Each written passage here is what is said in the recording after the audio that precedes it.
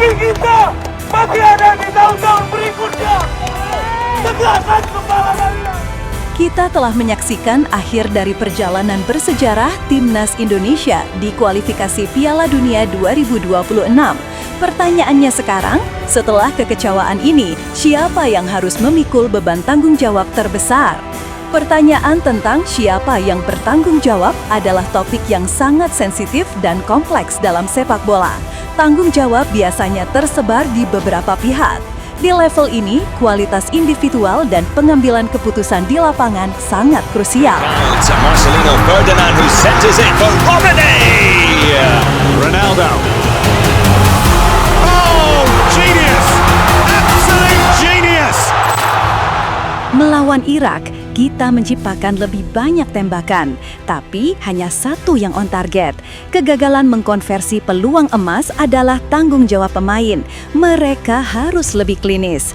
Kapten Jay Itzas bahkan mengakui, kami menyalahkan diri sendiri karena tidak bisa mencetak gol. Kami setuju dengan masalah ketajaman. Namun, yang meramu strategi, yang menentukan siapa bermain dan bagaimana tim menyerang adalah Patrick Kluivert. Sejak ditangani Kluivert, kita punya rapor 0 kemenangan di laga tandang terpusat.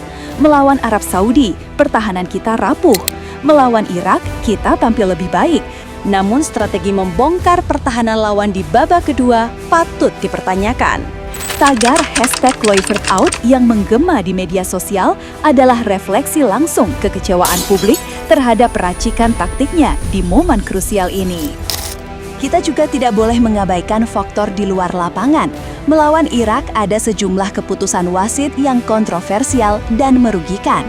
Saya tidak mengatakan wasit adalah satu-satunya penyebab, tetapi di turnamen singkat dan ketat seperti ini, satu keputusan keliru bisa menghancurkan momentum dan hasil akhir. Pengawasan AFC terhadap integritas wasit juga perlu disorot. Namun, ada pihak yang lebih tinggi lagi, yaitu PSSI, terutama Ketua Umum Erick Thohir. Secara historis, PSSI sudah menorehkan sejarah membawa tim ini ke putaran keempat. Ini pencapaian. Namun, di saat krusial, publik merindukan sosok pelatih yang dulu telah membangun fondasi tim. Siapakah sosok itu? Ya, Shin Tae-yong orangnya. Keputusan mengganti STY dengan Kluivert di tengah berjalannya round 3 ke round 4, apakah itu sudah melalui pertimbangan yang matang dari sudut pandang kesinambungan proyek jangka panjang? Ketum PSSI sudah menyampaikan permintaan maaf atas kegagalan ini. Itu menunjukkan sikap kesatria dan pertanggungjawaban moral. Namun, tanggung jawab PSSI bukan hanya soal maaf. Ini tentang struktur liga yang sehat, pembenahan wasit nasional yang berefek pada mental pemain lokal, dan pengambilan keputusan strategis terkait pelatih. Proyek jangka panjang membutuhkan konsistensi. Jika PSSI sering berganti arah, bagaimana tim bisa matang di level Asia? Dan pada akhirnya, kegagalan di putaran keempat ini adalah kegagalan kolektif. Kami tidak menyalahkan dari salah satu golongan individu, namun ini harus menjadi momen evaluasi agar kedepannya kegagalan ini menjadi tahap pembelajaran untuk melangkah ke depan. Dari sisi pelatih, Patrick Kluivert harus berani bertanggung jawab atas strategi, taktik, dan ketidakmampuan mencari solusi saat lini depan buntu, serta harus siap menerima konsekuensi terburuknya atas hasil yang diberikan. Dari sisi para pemain, berani bertanggung jawab atas ketidakklinisan di depan gawang dan kesalahan individu di momen penentu.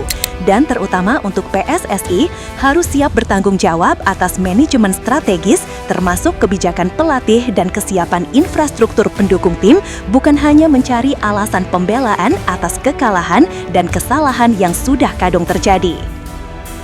Kita harus ingat pesan dari Kapten Jay Itzas. Tim ini bukan hanya untuk sekarang, ini untuk masa depan. Hidup kami tidak berhenti di sini.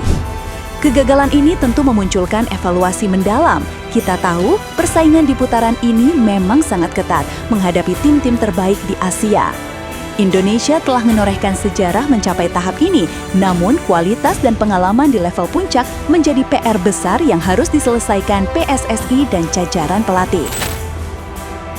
Mimpi besar dari masyarakat Indonesia untuk tampil di Piala Dunia memang belum terwujud kali ini. Namun, perjalanan timnas hingga putaran keempat menunjukkan bahwa Indonesia sudah berada di jalur yang benar dan kami bangga atas pencapaian ini. Tetap semangat timnas Garuda tercinta.